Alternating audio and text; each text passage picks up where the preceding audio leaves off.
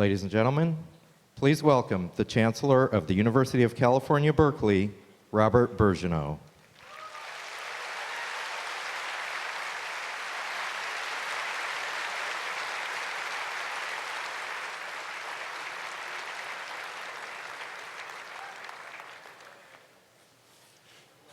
This is great. So good afternoon, everyone. For those of you who don't know me, I'm Robert Bourgeonneau, both a professor of physics and material science and engineering, and also chancellor here at UC Berkeley. I have the great privilege to welcome all of you today on this very special occasion to hear His Holiness, the 14th Dalai Lama, head and spiritual leader of the Tibetan people.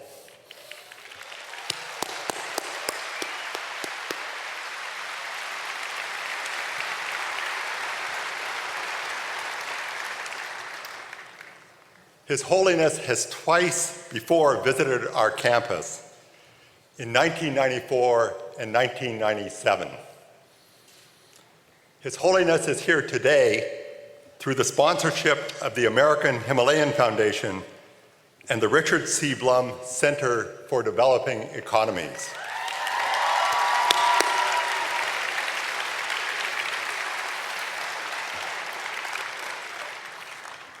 The foundation, of which Richard Blum is founder and chair, provides healthcare, education, and environmental and cultural preservation throughout the Himalayan region.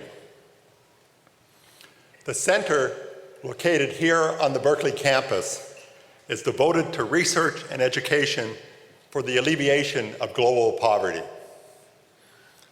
It is training the next generation of global leaders to make lasting change for the poor. His Holiness, the Dalai Lama, has often spoken of the suffering of poverty as a global issue that must be addressed from the oneness of humanity.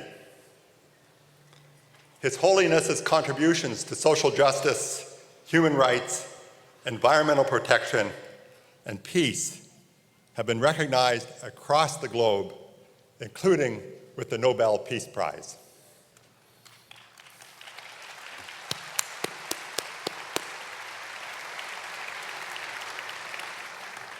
Today, His Holiness will address us on peace through compassion. I would first like to invite Sharon Stone to the stage. Many of you will know Sharon Stone as an accomplished, and in the ride here, we're trying to get the right noun to describe Sharon. Should it be actress, actor, or activist? And so Sharon said I should introduce her as an accomplished activist, who is a Golden Globe and Emmy Award winner and an Academy Award nominee. She's also a friend of the American Himalayan Foundation and member of its board of directors, and has been active in many worthy causes. She is a friend of Tibet and of the Dalai Lama. Sharon.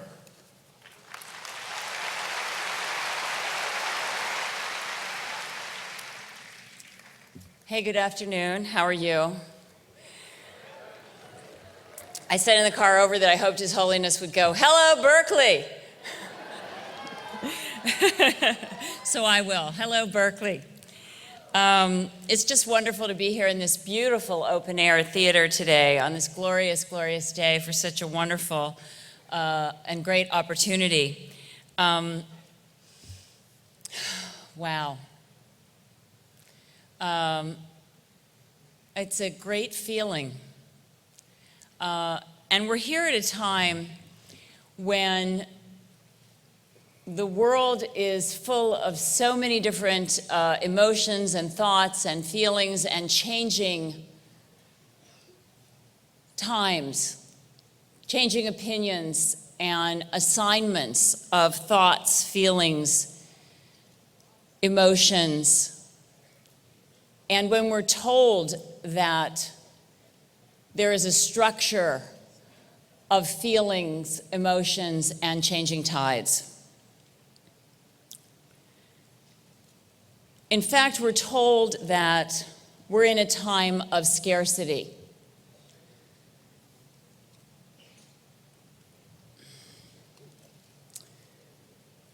But if we look to our genuine selves, our genuine truths, and depart from the illusions of that which is put upon us to that which is within us. Of course, we know that there is never a scarcity,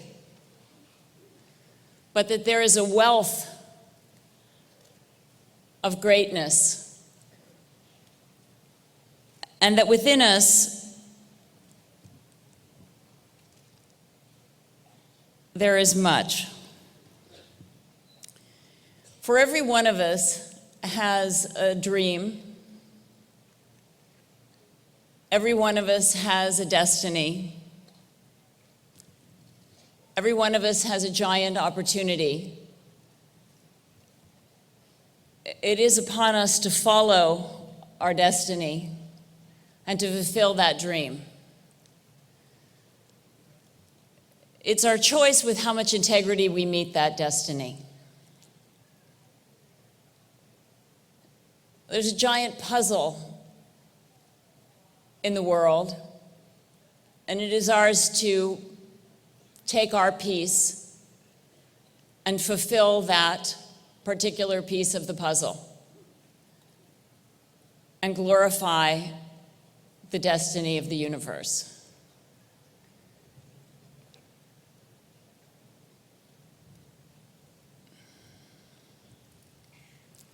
I'm sure each of you sitting here has some beginnings of the understanding of what your dream is. And that's why you've come here today. It's the compassion within your heart that you're reaching out in the hopes that you can simply let go and end that bit of fear that is restraining you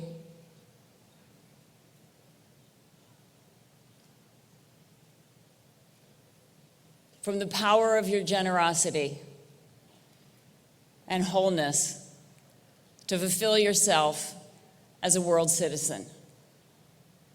Because we're no longer individuals. No matter what you do, you're no longer an individual alone in your tiny space. We now know for certain that we're world citizens walking together hand in hand to fulfill our destiny as one. And the day is upon us. So I welcome you, UC Berkeley community, friends of the American Himalayan Foundation. Exactly. In particular, the students at the Bloom Center for Developing Economics.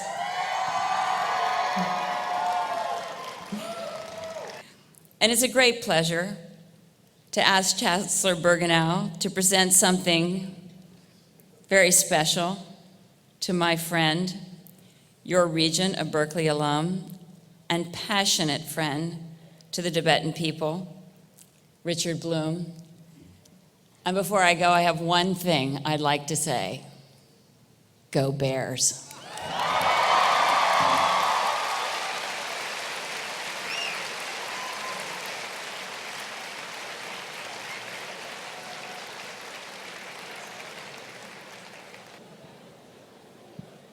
Before I start my next remarks, His Holiness said he couldn't wait. He wants to see all of you, so he's about to come out.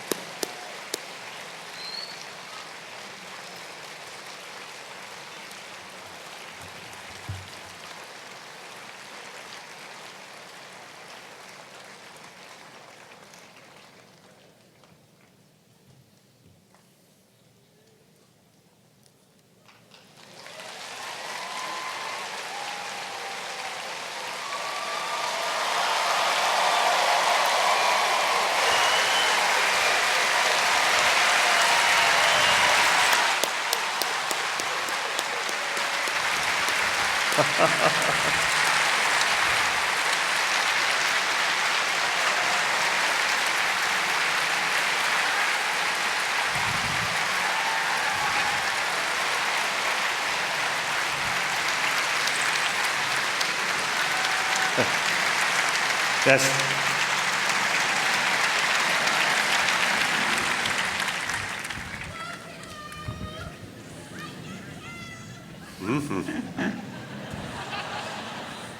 다 다니시래. Não. Teneres. Shuden-jaja.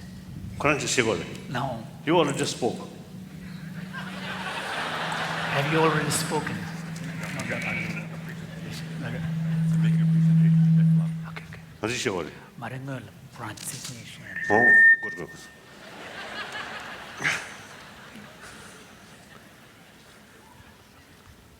As Sharon just indicated, I now have a very pleasant task to perform. The University of California does not confer honorary degrees. In 1981, the Berkeley Medal was established as the university's top honor.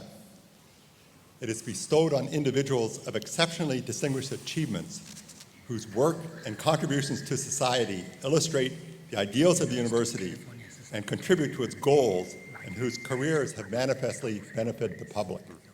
A few years ago, while I was president of the University of Toronto, I had the privilege of awarding an honorary doctorate to His Holiness, the Dalai Lama, and hope to do the equivalent here.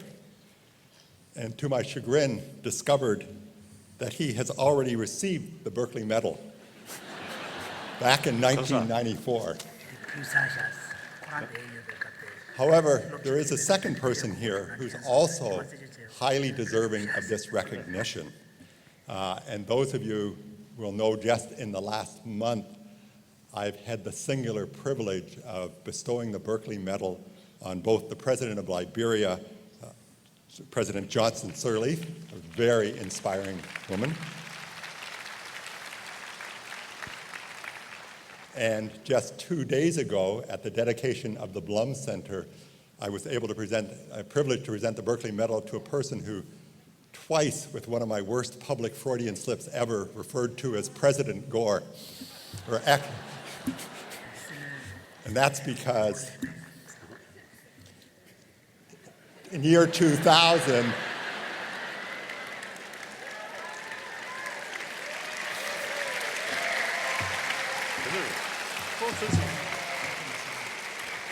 and I didn't wake up until January 20th, 2009. So I now, however, have the privilege of presenting the Berkeley Medal to another great personage, none other than Richard C. Blum. Richard, won't you please come forward?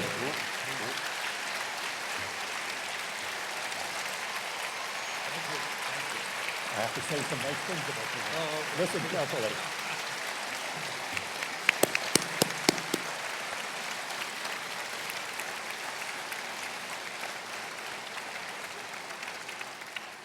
So I have a very good string: Jimmy Carter, Johnson Sirleaf, Al Gore, and now Richard Blum. You elevate the company, Richard. Richard Blum is a man deeply committed to alleviating human suffering, who regards the Himalayas as his spiritual home. We can offer him no greater honor than to award him the Berkeley Medal at this very special occasion in the presence of his dear friend, His Holiness, the Dalai Lama.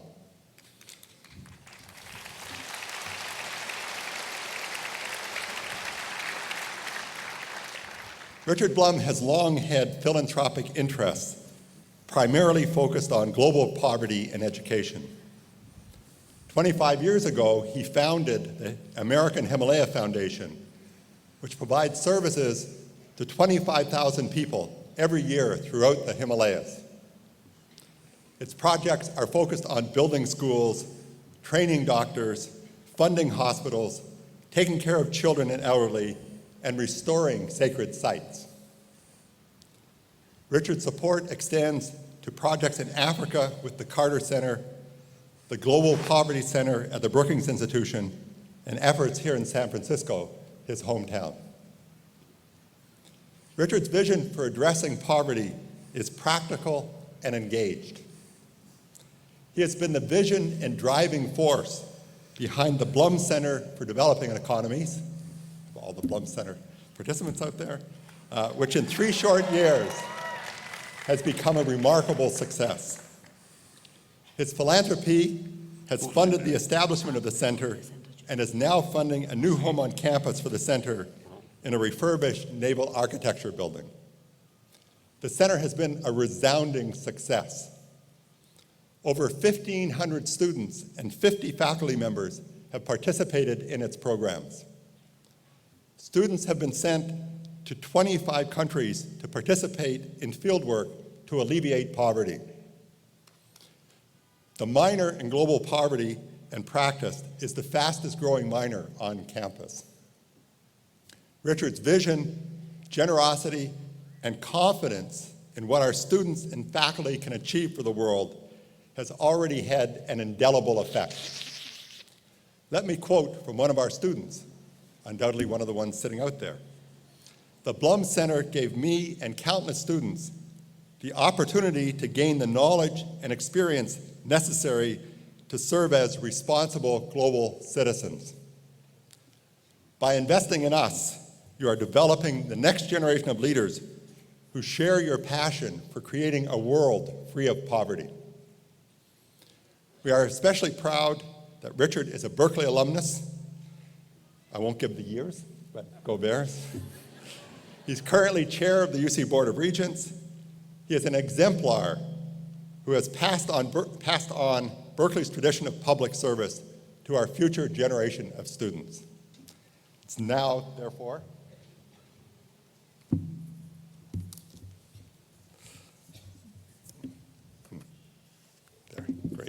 my very great pleasure to bestow the Berkeley Medal, the university's top honor, on Richard C. Blum in recognition of his outstanding achievements in the public interest.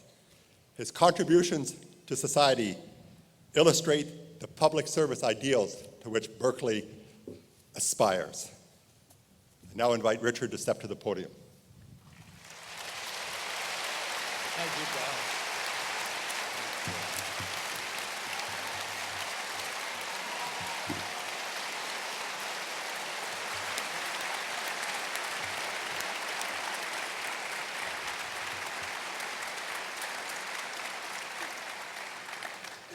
Thank you, Bob. I wonder where the funding came for this. It's pretty nice. The budget cuts promise it's not from tuition increases. At any rate, I have been coming here really since I was 17 years old, a couple of weeks ago. And this is really a great day because it's a merger of the 2 things I probably care the most about, which is the University of California and the Tibetan people and their plight, and what they stand for and what they represent and what their values can mean to the rest of us.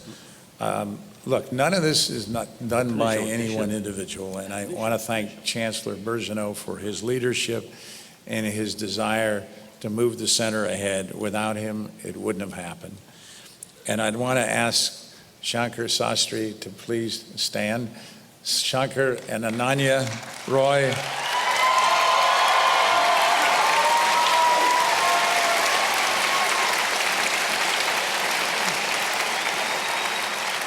I got 2 more, Marianne McCormick and Erica Stone.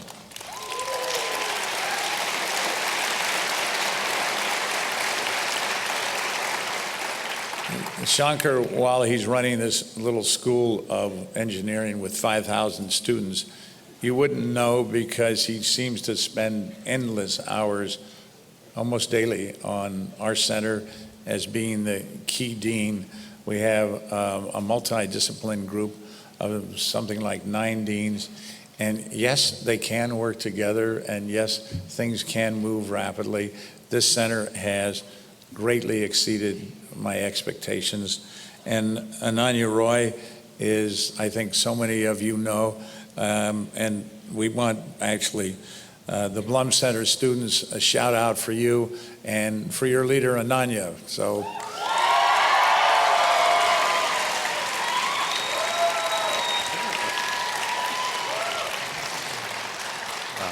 And Erica, wherever she is our leader, and we now have 175. She describes herself as Sharon Stone's younger sister. At any rate, we wouldn't be having these projects if it wasn't for them. And Bruce Moore is around here somewhere, is in from Kathmandu, who runs a lot of the projects firsthand. His Holiness has been exceedingly kind, and because he's on a short trip to the United States, and he has visited 2 campuses. We were at UC Santa Barbara, where they had sellout crowds, just as we did. 2 lectures yesterday, a lunch, and he's suffering a little bit from the flu, but nonetheless has carried on, and I'm sure he will be inspirational what he has to say. But let me just say a few things about this. It is exactly 30 years ago that His Holiness first came to the United States. My wife, Diane Feinstein, and that's okay. and thank you. I'll let her know you care. Went to see His Holiness in 1978, and he came here for the first time when she was mayor 6 months later in 1979. 30 years ago this month. 15 years ago this month, His Holiness last spoke in this theater, at the Greek Theater. So thank you, Your Holiness, for your long friendship. Let me just say a few things about that. It's the interest that I developed when you sat and met Tibetans for the first time, that the spirituality and the kindness that they have is really rather unique. And I think this is another reason that we need to help them learn about their culture and preserve all this. I had an interest in His Holiness from the time we were both small children. And in fact, we were born, shall we say it this way, we were reincarnated together within the same month. And I want to pass it off as 1955, but it was actually earlier. And the one thing we do know about His Holiness, that in his last life, he was the 13th Dalai Lama, and the 13th Dalai Lama was a wonderful human being, and so his reincarnation, of course, is more of the same. What we don't know is what I was in my last life, and clearly there must have been a problem because I was reincarnated as an investment banker. So we've been trying to make up for it ever since then. Let me just say one thing about the relationship with, or lack thereof, with the Chinese before I introduce His Holiness. My wife and I and many others have tried to establish a sensible dialogue with the Chinese leadership, and we've known particularly Jiang Zemin and his people for a long time. And it's not because of anything the Tibetans have done that there hasn't been some kind of an accommodation. And I would just leave you with this. One, oppression is never a final solution. Lies don't live forever. And whatever else they say, in 52 years, they have been unwilling to meet with His Holiness. Their answer to that is, well, we don't really trust them. Oh, but they'll meet with Kim Jong-il, they'll meet with Mugabe, they'll meet with every other dictator around. It's time that the Chinese leadership, if they want to become a great nation, they also need to become a moral nation. And what goes on in Tibet is just immoral. In any event,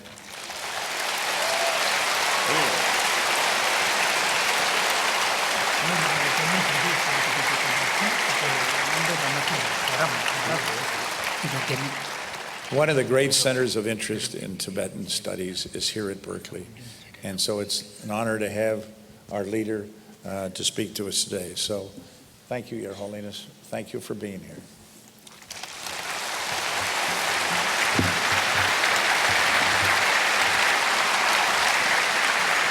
Thank you. Congratulations Thank you very much. for this. Very good. Thank you. Thank you. I'll lend it to you. Oh, you have already.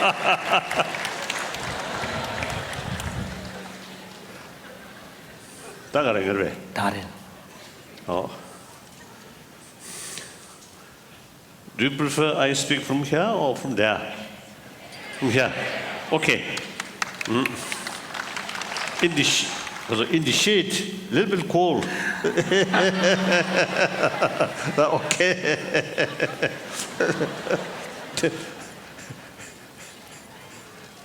You all here, because the sun, sun burning away. Burning, yeah.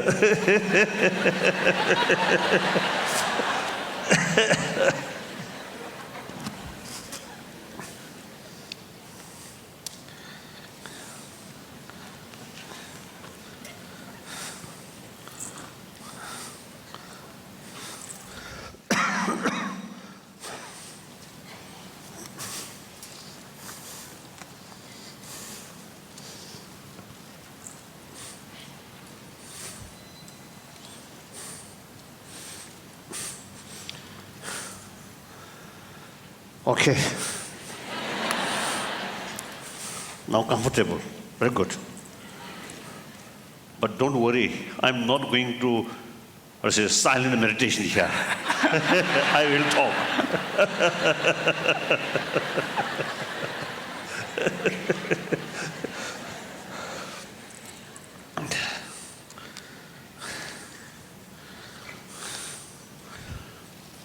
And respected Chancellor, Marbe, and my longtime friend, Richard Lama, and I think professors, teachers, and particularly young students, and some other brothers, sisters.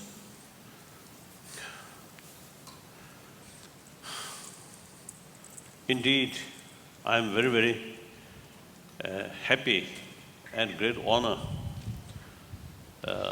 this opportunity speak with a large number of people once more in this same place.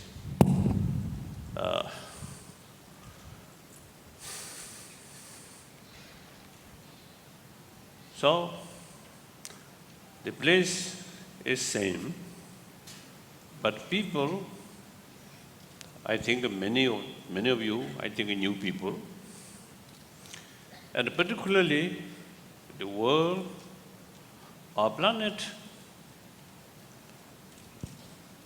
year by year changing. Now we are in 21st century.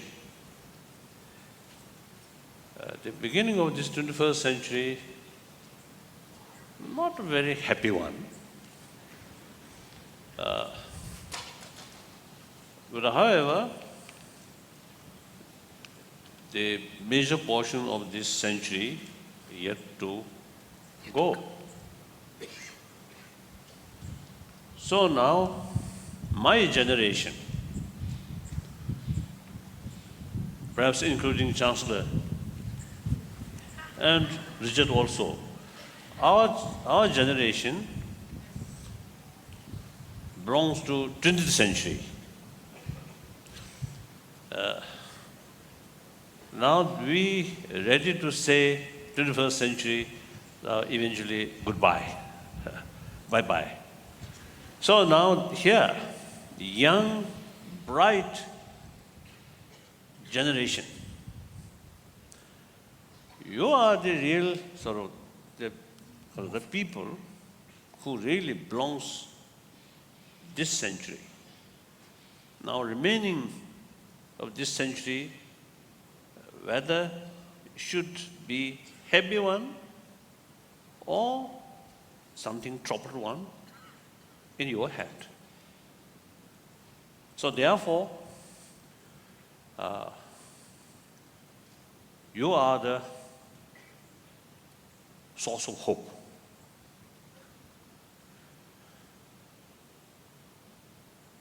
The time always moving, never stand still.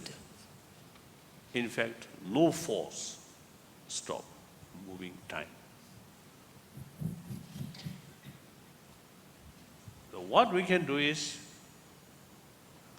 whether time utilized for meaningful, constructive, or time waste, and worst case, destructive way.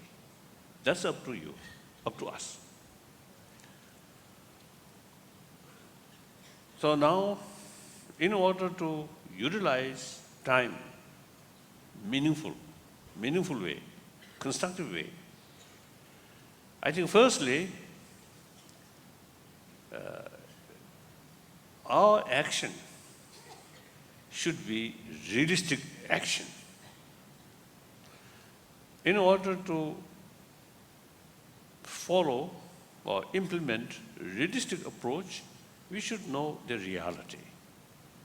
Now here problem is, there is always gap, appearance and reality.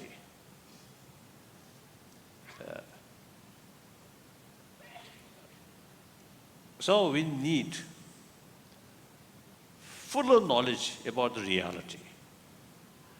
Now here I have the impression, and also some of my friends also share same view.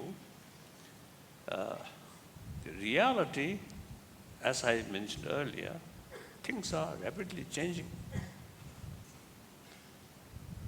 But appearance in our mind, more or less, is the same. So our perception, still we carry old way of thinking. So the reality much changed.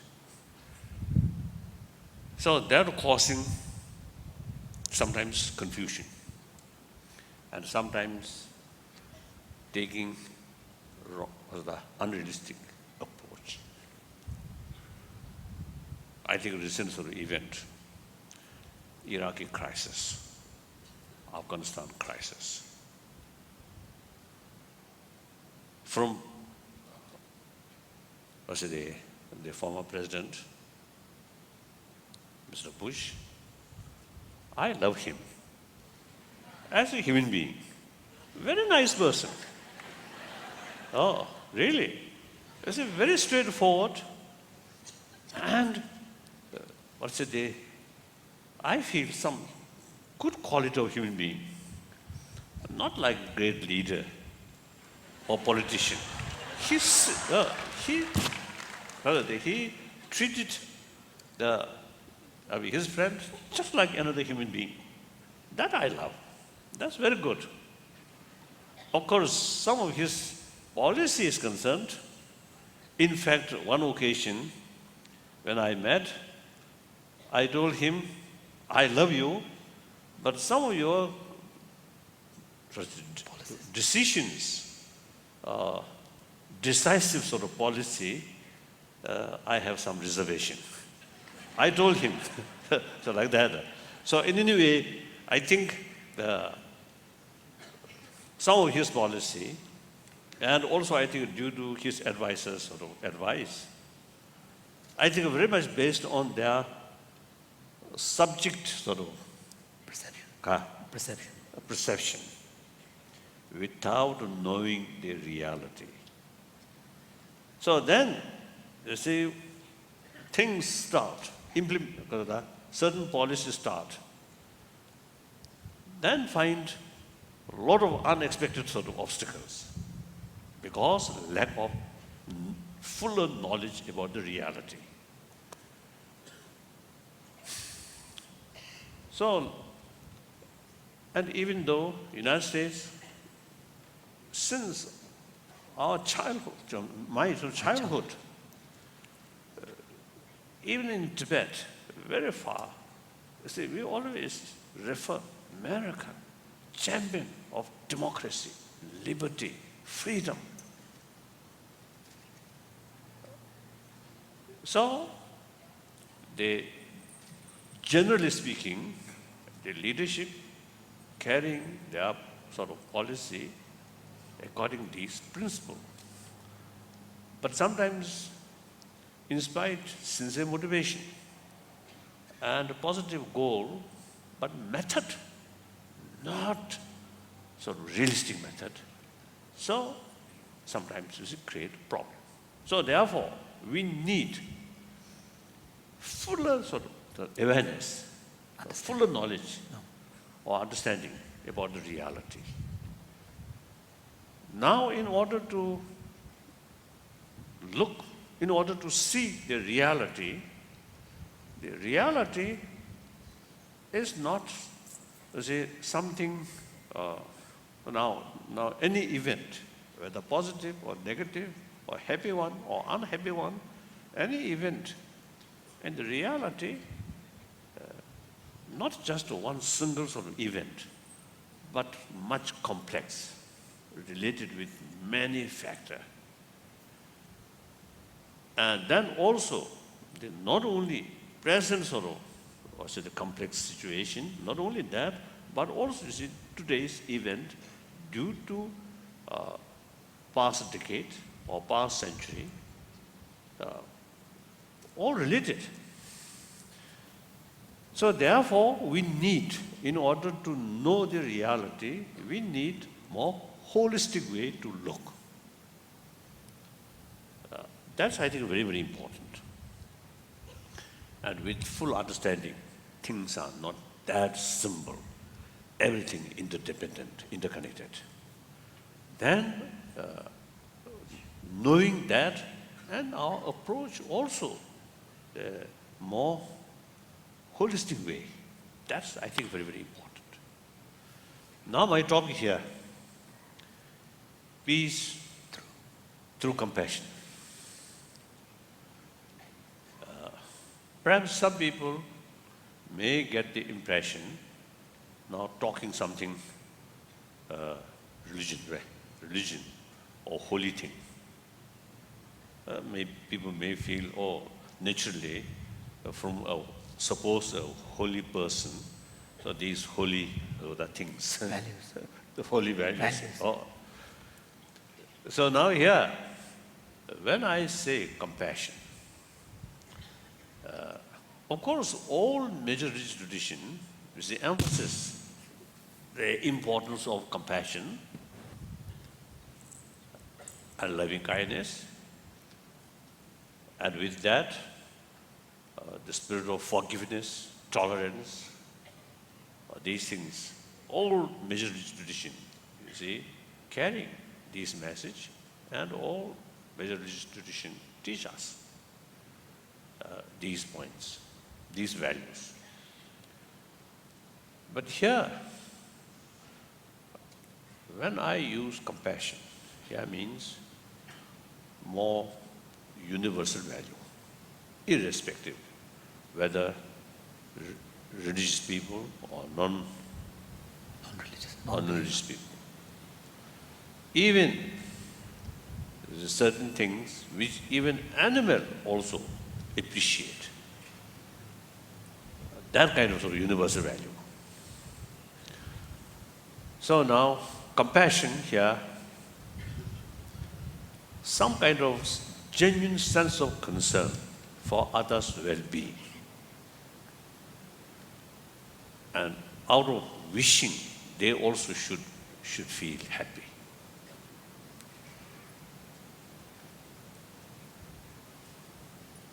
So now here, actually that kind of sort of desire, be happy other, you see, that desire, there are two levels of compassion, two levels of love, loving kindness. One level, mainly biological factor. Now, for example, the average mammals, their mother always show genuine sort of sense of concern and maximum care about their offspring. Like birds, I think most of the birds and most of the mammals.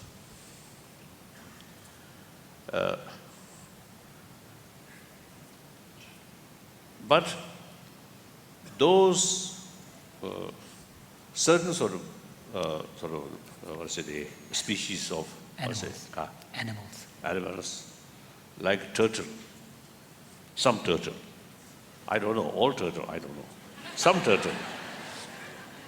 I noticed the mother lay down egg, then mother left, never meeting her offspring. So the young turtle themselves have to manage their survival. So since nature creates that way, I don't think if we put together the offspring and their mother together, I don't think they're either side showing affection. So no need, others care. Then some like butterfly. I don't think they also have this capacity to show affection. I think almost like I think them by nature, you see, female butterfly is mating with the male, then lay down the egg, then finish. Never meeting. Then their offspring, tiny one, tiny worm, or what do I say? Caterpillar. Few moments, I think a few days, small egg. Then after hatching, a few weeks, remain like caterpillar. Oh, here you say, since my childhood, I always afraid caterpillar. So they scorpion survey. Right? Scorpion. Or frogs or scorpion, I don't afraid. I can touch. But caterpillar, never. So I want to tell Richard Blum, my previous reincarnation may be caterpillar.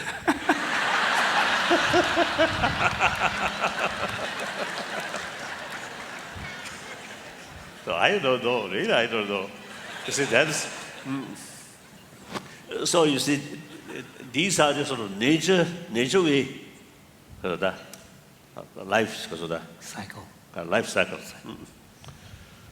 So then we human beings belongs the other category. Our survival entirely depend on others' care. Others' care. So now here, it's a genuine caring in order to sort of, Take place. taking that Take place. care.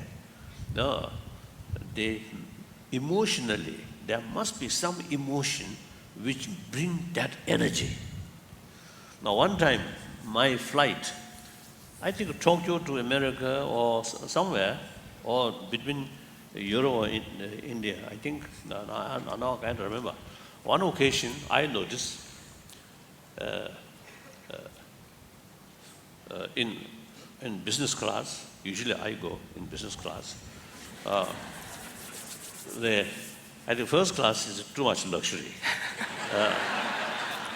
And particularly, you see, we as a Buddhist monk, you see, never sort of drink. So, Alcohol. so there's not much differences. So the business class, I noticed one couple, quite young, still I think maybe 20, maybe around 30. Early 30s. Wife and father with 2 children. One, I think, 6, 7 years old. One quite young, Quite small. Yeah. quite small.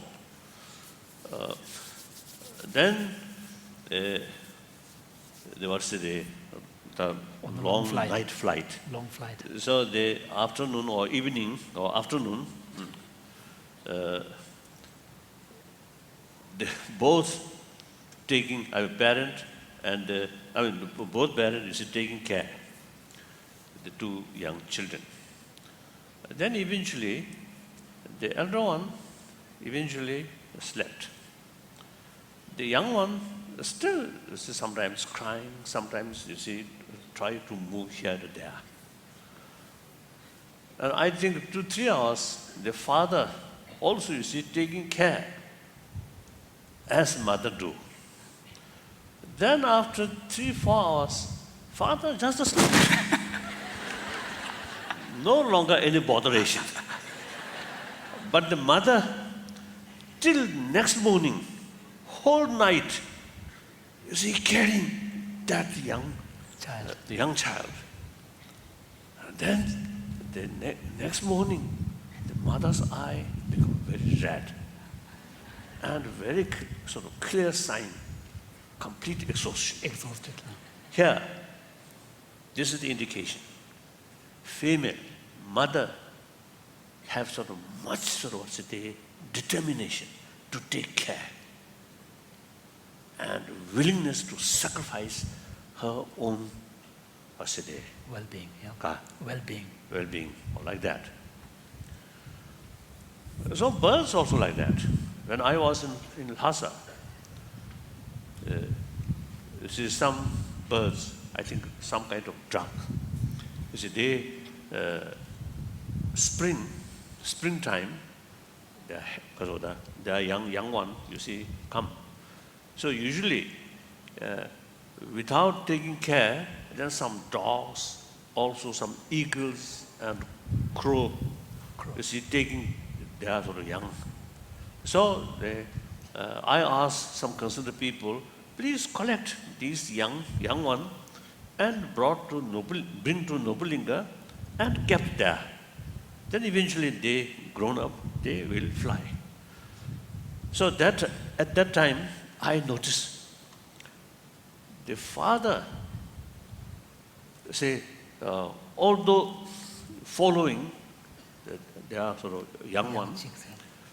but flying. Mother, from Patala up to Nobulinga, almost walking, just Next to them. Next to the little Oh. chickens. like that. So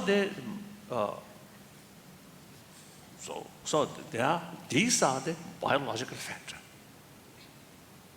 It need that.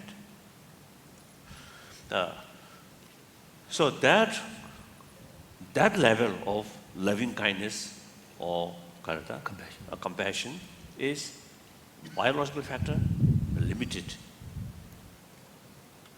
and much mixed with attachment. That take as a seed, then utilize human intelligence and training, awareness, how much useful about loving kindness. Then that seed can further develop. Then second level, develop to second level, compassion, then unbiased, infinite. That now beyond biological factor. So, now I believe when I say compassion is that level, that not take for granted, but through training. Training does not mean meditation, but simply utilize our intelligence because of faculties away. Intelligence faculty. That I think, you see, we can develop. Now here, peace through Compassion. through compassion. Now, peace means, say, give opportunity or provide all growing. We, living being, even I think trees, although they have supposed no mind, but even they, like water come, at a time, rain come, they become fresh. Sunshine, they become more fresh, like that. So they appreciate Life. life. We, life with mind, even more. So one, survive. War means destruction, killing, finishing. I think in human mind, and also some birds, at spring, everything fresh. So our mind also more fresh. Autumn, one leaf fall down and become barren. The trees become bare. Oh, sometimes we feel little, compare to the feeling or mood at spring. It is little, I say, Down. ka, Down. ka, Down. Feeling down. down, no. Down where? No. I don't know. Now, sorry, I become older. My English also become older. So it's difficult. So now here, so everybody, including animals, want peace. It's clear. And now one encouraging thing is, like about Iraqi crisis happened. How many people, millions of people from Australia up to the United States, showing their sort of spirit of against war.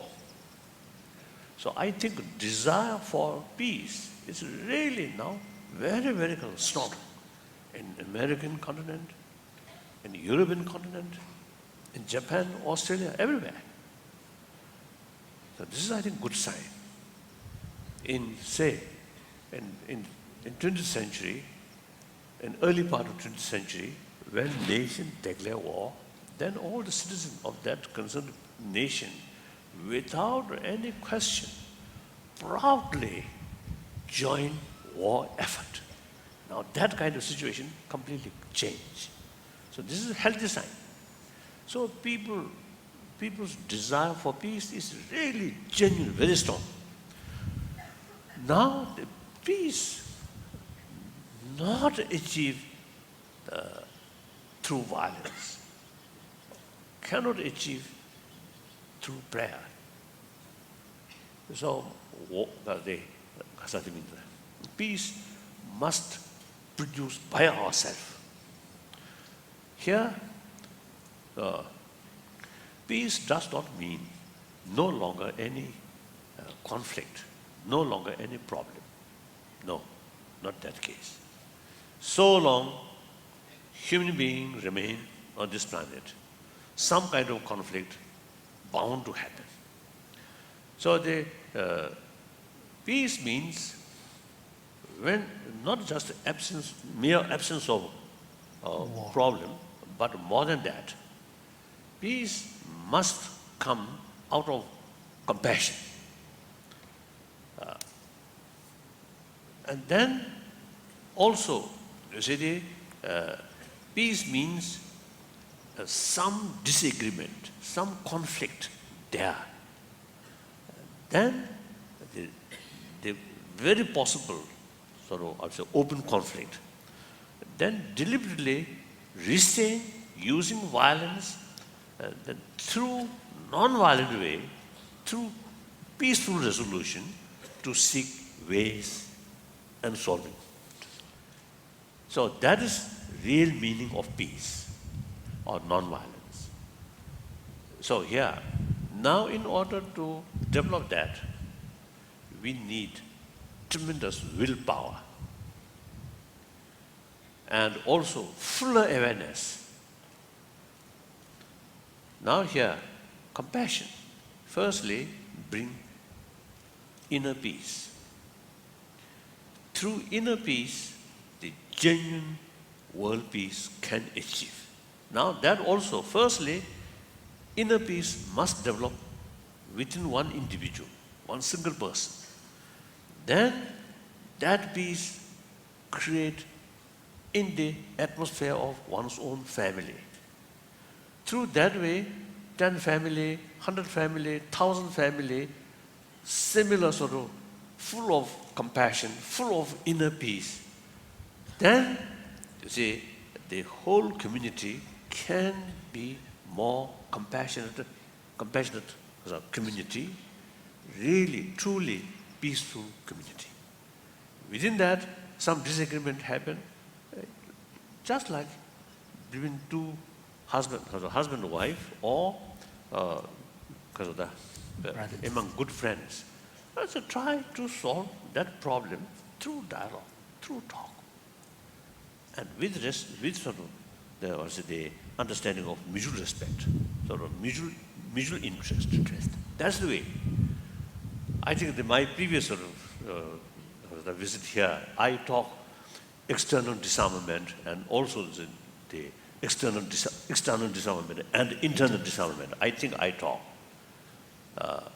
I remember, you see, people, which is really sort of the response was very warmly. So at that time, I thought, oh, America also, you see, they not only producing weapon within your own country, but also selling a lot of weapon in outside. So at that time, I thought, oh, many young people really feel, or really sort of because of the enthusiastic about, you see, non-violence, about demilitarize and disarmament. I thought at that time, I felt like that. So here, you see, internal disarmament.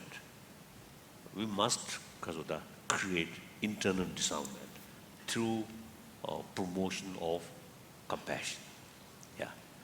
Now, and that also, now that will develop our willpower, no matter how difficult it is. You see, avoid using violence, using force, but because of that, through peaceful way to solve the problem.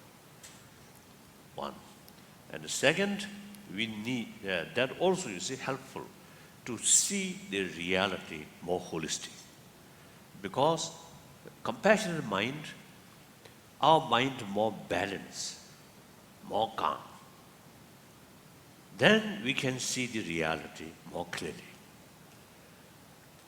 When our mind becomes too much disturbed and agitated and some anger, then because of that the emotion, our mental balance then disturbed. As a result, we can't see the reality. One American scientist, one time now, very old, I think when I met, I think over 84 or something, I met Stockholm. He also write one book, I think called Prison of Anger or something like that. No. So our conversation, he mentioned to me that when people lost temper, and at that time, the object which you feel angry, now that object appears very negative. So actually, that negativeness, 90% of that negativeness is mental projection, not the reality. So that exactly, the ancient Buddhist psychologists also, you see, mention like that. So therefore, in order to see the reality clearly, our subject mind Mental state. must be calm, open, unbiased. So here, compassion also important role. More compassionate mind, our mind become more sort of balance. Through that way, we can see the reality better. So therefore, I feel compassionate attitude here means unbiased compassion. Through training, that is really key factor for genuine peace, even within the family or even one individual's mind. There's an imbalanced way of thinking. Sometimes even suicide takes place. So therefore, the compassion is not just something religious, sacred sort of value, but this is something very, very important for happy life or healthy world, healthy community. So now here, the reason we can use our common experience, that means everybody here come from one's own mother. The other day I mentioned my mother, illiterate, just the villagers, so to say, a farmer, uneducated, but very, very kind. So therefore, I always feel certain amount of my compassion. The real seed of that come from my mother. So everybody, I think especially when we were young, we very much appreciate others' affection. And eventually we grown up, then sometimes we get the feeling of I'm independent. I don't need anyone's sort of affection. I can manage that kind of feeling. So that's wrong. So in our life start under the mother's affection. Then during our childhood, when we getting study, education, with mother or parent or relative, especially from teacher, showing affection, showing genuine sense of responsibility, the rest of the future of the student. Then the explanation or lesson come from such person, I think go very deep in our mind. So better education. I think everyone used to have the same experience. I think those one lesson from one very gentle, compassionate teacher, another lesson, another subject come from a teacher without these kind of affection. Feelings. Feelings. Feeling. Feel. Human feelings. Feeling where? No. Feeling, I don't know. Without this quality, I think at the classroom, yes, you have to sort of study, you have to sort of listen carefully, but may not go deep inside our mind. It's very clear. So then, the medical, when we ill, I think everybody have same experience. Me too. When seeing some doctor with more smile and handling you with human feeling, then I feel, oh, now this doctor really caring me and feel more confidence. If doctor come without any smile and treat you like machine, then sometimes feel, oh, this doctor may carry experiment on me, that kind of feeling. Sometimes it happens, isn't it? So therefore, in every human sort of life, I think affection is very, very important. Then at the time of death, dying person now no longer much useful, affection. But still, the dying person surrounded a close friend who really showing you affection. Then person feel more comfort. peaceful. Then more important, this body element very much the close with calm mind. Agitated mind, very bad for our health. Some scientists told me anger, fear, hatred, these are, when these often develop, often sort of occur, actually eating our immune system. Whereas more compassionate mind, more calm mind, strengthening our immune system.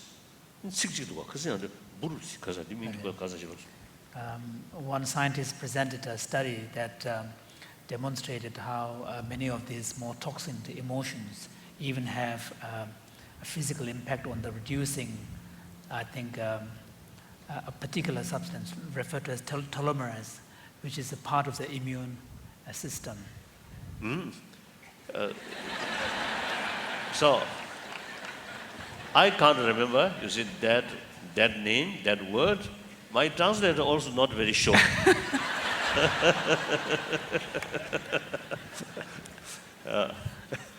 So in any way, you see, the one time I think near New York, is one sort of conference about medical thing and human health. And also recently in Dharamsala, this subject used to come. Came up now. So even there is some picture, something, I don't know now. You see, the more calm mind, more compassionate mind, you see, increasing that. At that time, so one doctor used to stated the guinea pig or mice. You see, one mice receiving licking from another mice, his body or his or her body element more Healthy. more healthy, Healthy. more health. Healthy. No. More healthy. So these are, even animal, affection really makes differences, their body element. So I have one sort of recent sort of my experience. I went through surgery, the gallbladder. So within, actually, you see, the usual sort of the surgery takes only 15-20 minutes. My case, because you see the gallbladder enlarged 3 times, and what called pus. There was a pus. Pus, no. So my surgery, operation, take 3 hours. So I had a nice time, 3 hours, completely sleep. Because Anesthesia. Anesthesia. Like that. So, so although the surgery become a little bit complicated, then later I told my sort of surgeon, you are so wonderful, really expert, so full of confidence. If I'm your case as a sort of surgeon. to carry the surgery, then unexpected sort of complication face, then I may run away. But you see, doctor, you see, find more complication, but full confidence. So the operation very successfully done, and then within 5 days, fully recover, no problem. So one, you see, the specialist, the surgeon, you see, described me a young patient. He loves this young patient.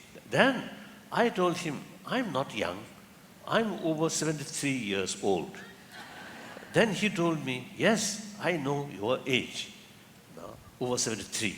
But your body element looks like 60s. So he described me as a young patient. So then I thought, then also I mentioned to doctor, I have nothing so special. I have no meditation, nothing, but some kind of peace of mind, So that, I think, really makes differences about my body element. So therefore, everybody is taking care about our health, isn't it?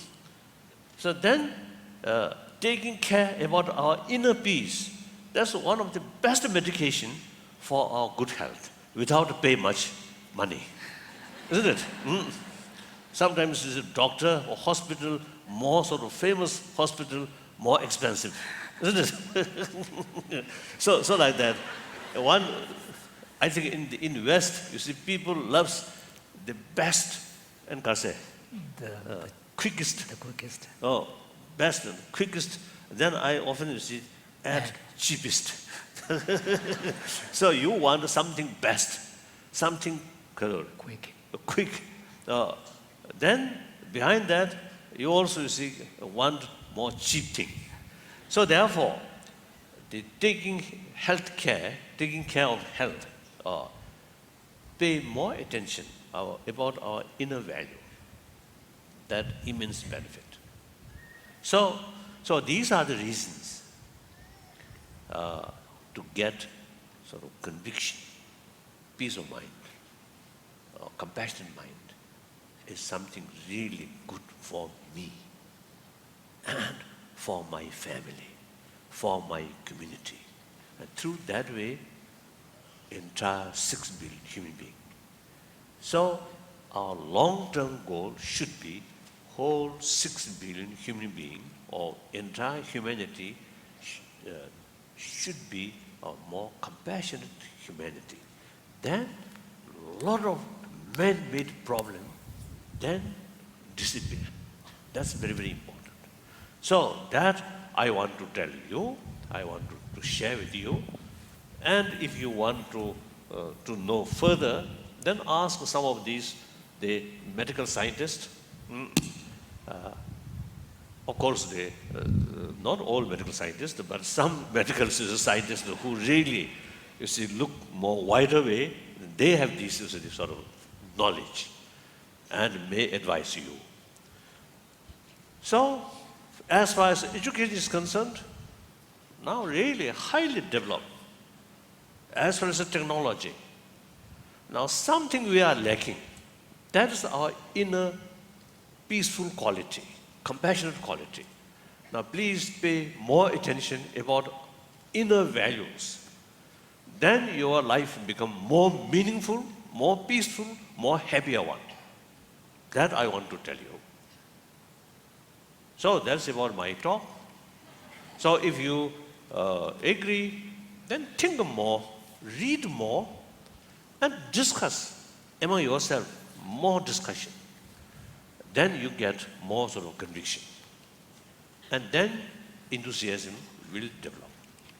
Just one sort of that talk, not sufficient. Isn't it?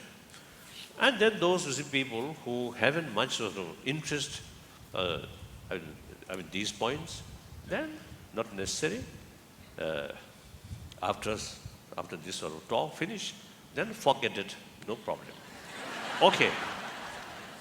So, wherever I go, I always keep my mind mainly 2 commitments. That is, number 1 commitment on the level of human being.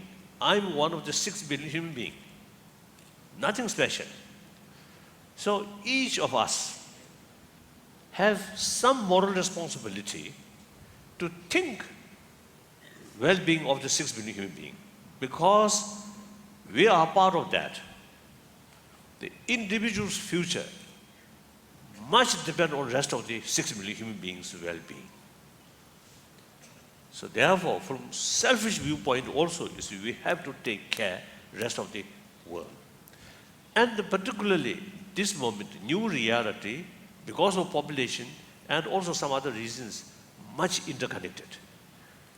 So something happened far away, impact is reached here. So therefore, whole globe, something like one entity. So the other day I mentioned now our century-old concept, we and they. Sometimes it's useful, but sometimes it really causing problem. So now concept of we should extend entire humanity, should be part of we. We humanity. We 6 billion human beings. So think more well-being of rest of human being. That's on that level, I'm talking promotion of human value in order to have happier days and happier sort of century, like that. Then the second level, second commitment is I'm Buddhist monk. I'm, generally speaking, one believer. So through my own practice, through my own experience, you see the various different major institutions have the great potential to bring inner peace and some good things. Not only next life or next life or after death, but within this lifetime. There's when we're passing through difficult, desperate situation, the faith can help to sustain our hope and our Courage. we got inspiration like that. So when we see conflict in the name of religion, then we feel really terrible. So therefore, one of my effort is promotion of religious harmony. So in these two things, of course, leadership can do something, but mainly the promotion of human value and the promotion of religious harmony mainly depend on public. So therefore, each of you have some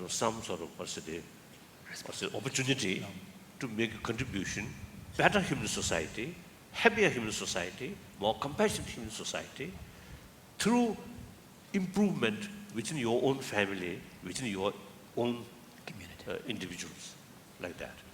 Then also the promotion of religious harmony.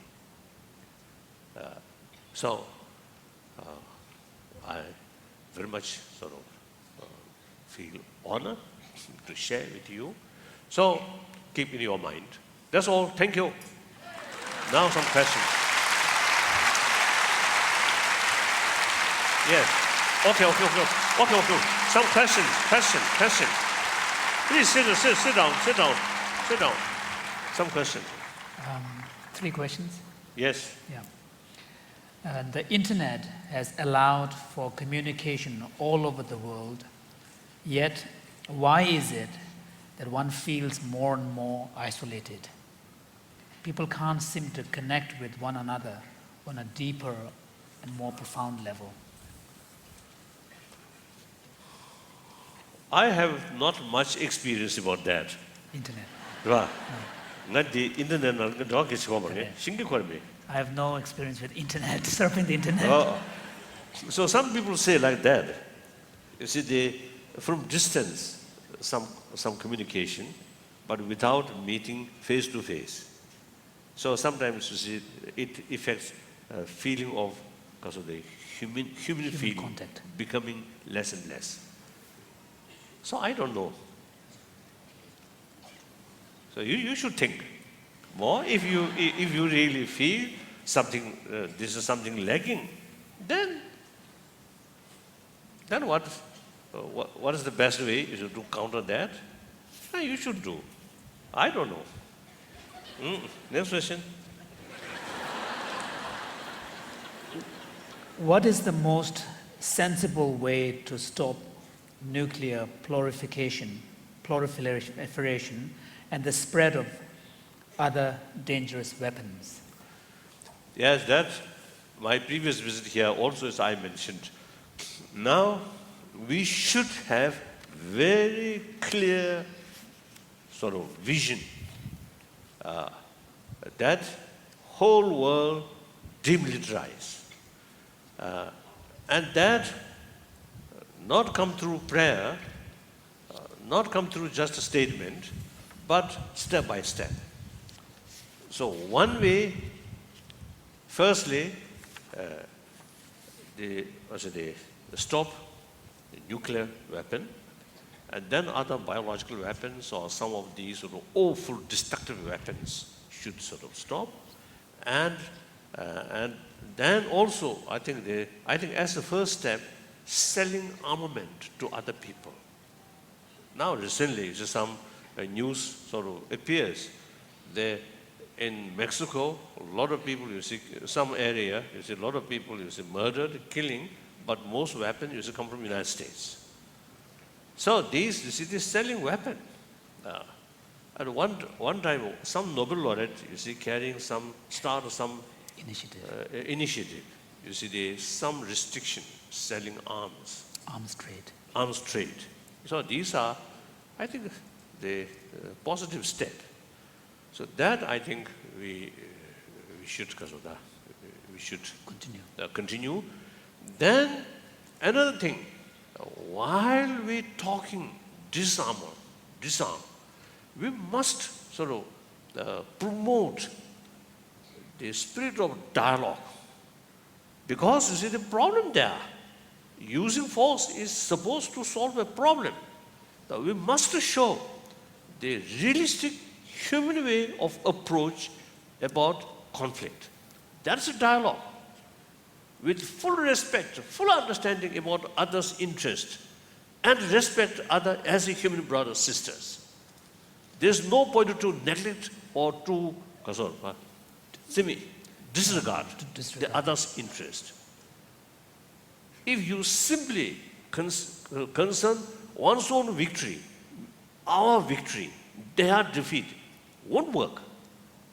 So as I mentioned earlier, we must keep the concept, everyone is part of we. So therefore, the conflict within that must solve through talk, through dialogue. So that, I think, spirit must increase. So one way, disarmament.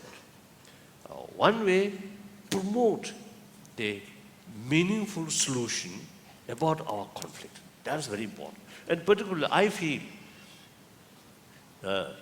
many occasions I mentioned, I expressed, from kindergarten, some lesson of dialogue. So that school children, in their mind, the dialogue is something part of their mind, so that when they return their family, if parents some quarrel there, or even you see talking about divorce, then children can advise the parent, now this is not the right way, dialogue, through dialogue. I think we can change our mind through education. Here we have truth. Education through propaganda is no base, no truth. But these are education on the base, on the basis of truth. And scientifically, you see, sort of clear sort of data, like that. So therefore, and one sort of short story. One occasion, I think near New York, again you see medical sort of discussion with scientists. One scientist is mentioned there, those people who often use word I, my, mine like that, they have greater risk of heart attack. Why? Of course, a person who often use these words, that's a reflection of their sort of thinking. So in their mind, self-centered, self-cherishing is very much there. So they take maximum care about themselves. Then why heart attack, more risk of heart attack? Why?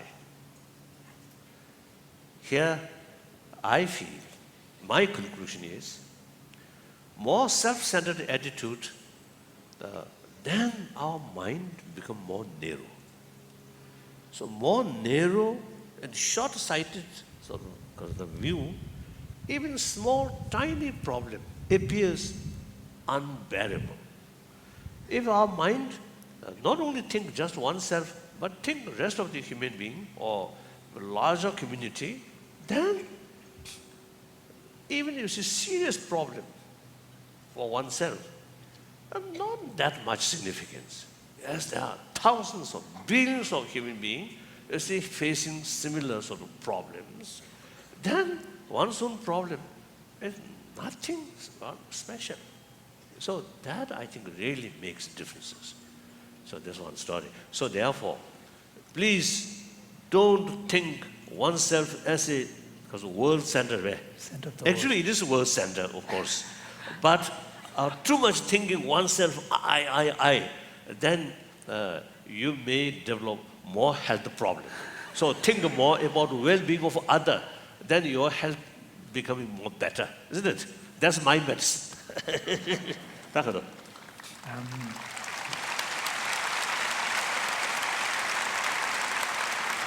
Now, last question. Last question, yes. question. What advice would you give students graduating from college this year? Advice, No. I don't know. Oh. After sort of finishing your study, then you have to find jobs. And also you have to, eventually you have to find your partner, isn't it? So a lot of problems there. So, one my suggestion, I think realistic suggestion is you should not take for granted our life become easy or happy. You must prepare in your mind, life is not easy. A lot of problem bound to happen. So right from the beginning, prepare that. Then actual difficulty comes and you can handle better. If you expect, oh, my life up to now, parent or because of the teachers, is it taking care? So my rest of my life will be very easy. Then some unexpected sort of difficulty face, then you really disturb much. So right from the beginning, you see, usually you see we Tibetan refugee community, right from the beginning, our slogan is hope for the best, but prepare for worst. So that must, you see, keep each person, I think that way. Then you already prepare the worst thing. So then no difficulties, no problem. Isn't it? That my sort of, maybe silly suggestion. But this is my feeling. So if you feel some reasons, then think more like that. Thank you very much. Thank you.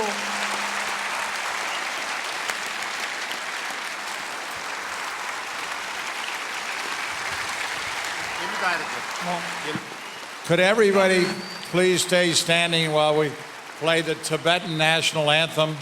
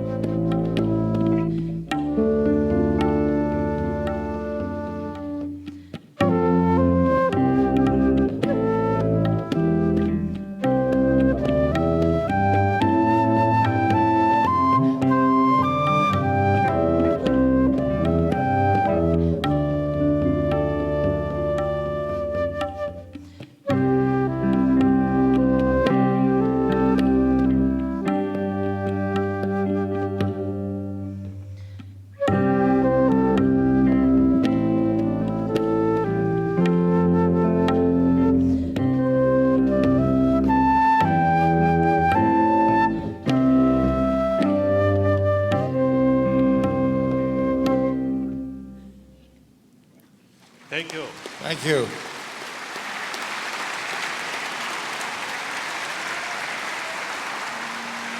편하지, right away. Thank you. Okay. Thank you, thank you, thank you. Thank you.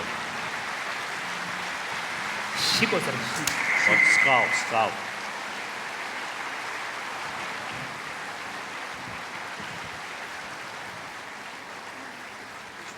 No, yeah. Yeah. Thank you. Okay. Very good. White, that's what I, white, oh, kasa, white, kasa. White dress and white scarf and white heart. Very good. Thank you. Thank you. Thank you much. Thank you.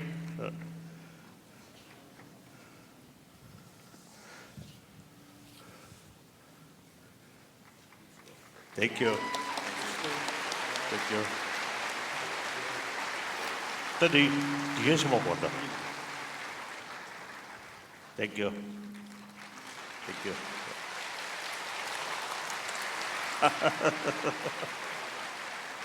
Okay.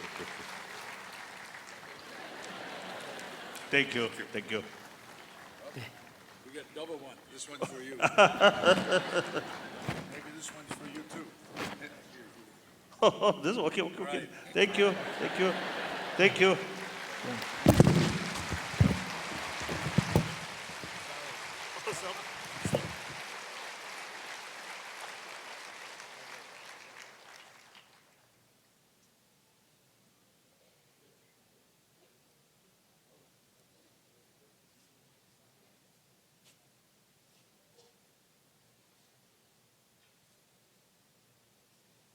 So thank you.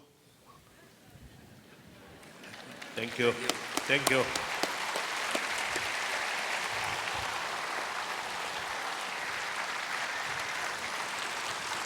I also got this one.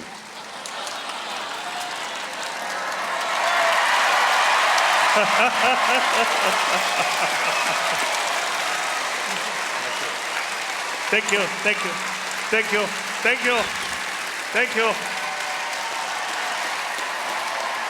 you. Bye-bye.